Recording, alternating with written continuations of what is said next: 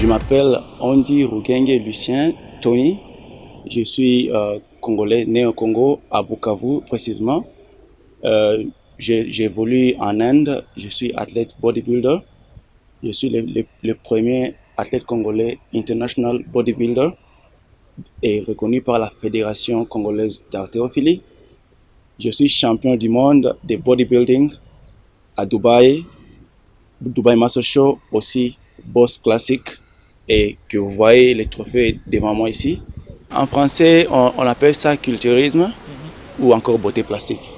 J'ai commencé ce qu'on appelle les Mabende au Congo ou le culturisme quand j'avais 15 ans. Et maintenant j'ai 29 ans. J'ai pris ça professionnellement et sérieusement quand j'ai quitté le Congo pour aller étudier en Inde. J'étudiais en même temps, je continue toujours à faire mes entraînements.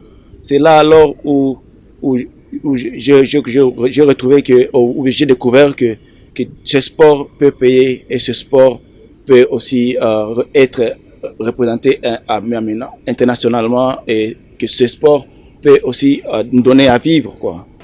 De toutes les façons, j'ai pas abandonné mes études. J'ai étudié, j'ai fini et je faisais toujours les entraînements. Et dans ce sport, c'est pas à dire que si tu pars à la salle de musculation, signifie que tu deviens bodybuilder. Parce que ce sport, c'est un sport vraiment scientifique. C'est un sport qui demande vraiment de la discipline et aussi de la dédication. Ça prend beaucoup de temps parce que moi j'ai commencé mes entraînements à l'âge de 15 ans, mais ma première compétition, je l'ai fait à l'âge déjà bien avancé de 21 ans. Jusqu'à présent, j'ai déjà gagné 6 titres. J'ai gagné en 2015, j'ai gagné les Musclemania, qui est vraiment naturel. J'ai gagné aussi le VJ Classic, qui est une compétition nationale en Inde. J'ai aussi gagné Shiro Classic, qui est aussi international, Shiro Classic. Mais à l'époque là, je faisais des compétitions en tant que moi-même. Après cela, j'ai aussi compéti dans Boss Classic, okay, que j'ai aussi gagné les médailles d'argent. Aussi les Dubai Master Show et aussi Mr. World aussi. D'abord, l'ancienne génération ne considérait pas ce sport comme un sport, il ne considérait pas ce sport comme un sport rentable. Disons même, tout sport individuel n'est pas vraiment considéré ici au Congo. Ils voient seulement le football, ils voient seulement le basket, mais ils ne savent pas qu'il y a tant d'autres sports et qu'il y a beaucoup d'athlètes qui ont beaucoup de talents et dont ces talents doivent être seulement promus pour être visibles et rentables au pays et à l'athlète lui-même, et aussi à sa famille. Ouais, ça c'est parmi les raisons qui me stoppent de venir ici. Parce que quand je suis venu la première fois, les gens me regardaient et ils croyaient que j'étais un bandit. Alors que non, je n'étais pas un bandit, j'étais un sportif. J'étais un sportif, je suis bien éduqué. Je suis bien éduqué et aussi, pour être comme je suis, il faut vraiment avoir de l'éducation, il faut vraiment savoir ce que tu fais. Parce que c'est un sport qui est comme une religion, c'est un sport qui est comme une méditation. C'est un sport qui est vraiment scientifique.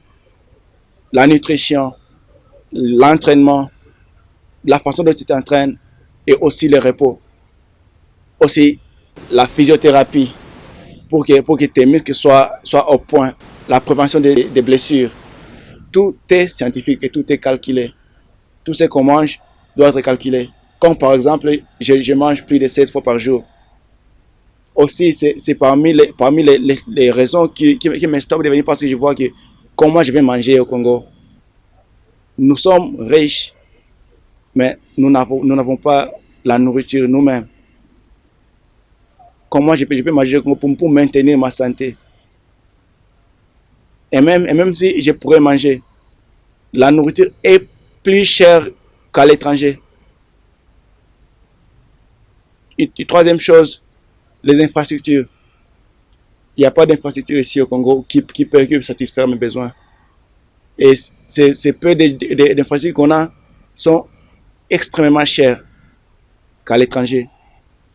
Aussi, les sponsorships. Un athlète n'a seulement que son corps, surtout dans le bodybuilding. Nous n'avons que notre corps. Nous n'avons que notre force. Nous n'avons que notre motivation et notre dédication. C'est à vous, nos parents, à vous, nos autorités, à valoriser nos talents.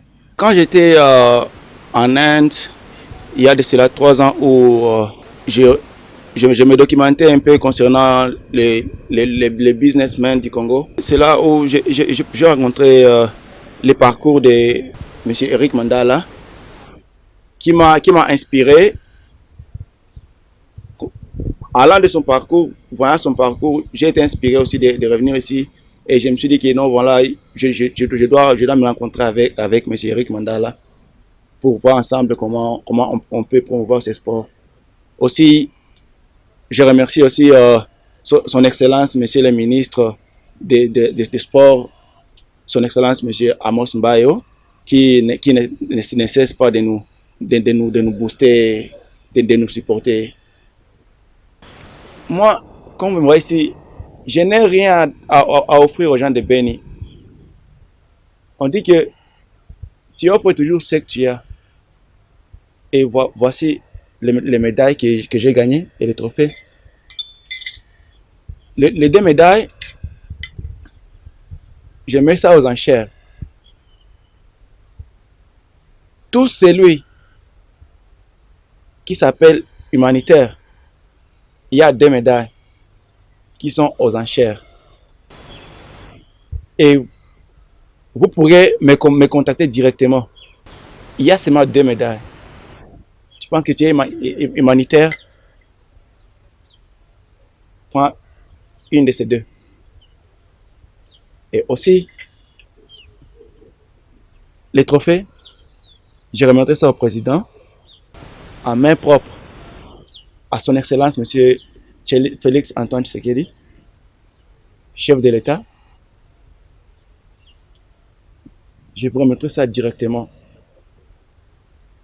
en signe de reconnaissance pour votre effort que vous fournissez pour ramener la paix chez nous à l'Est, à Beni. Pour la jeunesse congolaise, un seul message que je peux leur dire, que je peux vous dire, est que tout travail paie et ce salaire est digne. Il n'y a pas de petit travail, il n'y a pas de petit salaire, tant que vous êtes mis à travailler. Et maintenant, sachez que le Mabende et Futaka, le Mabende paie. Pour les gens de Bukavu, Bapiga Chuma, il faut kujua kama chuma inalipa. Donc, il ne faut jamais sous-estimer ce que vous faites et il ne faut jamais perdre confiance en vous-même en laissant tout et aller utiliser votre corps dans des choses illégales. Nous sommes là maintenant et nous sommes là pour vous et pour promouvoir les sports. Merci. Merci.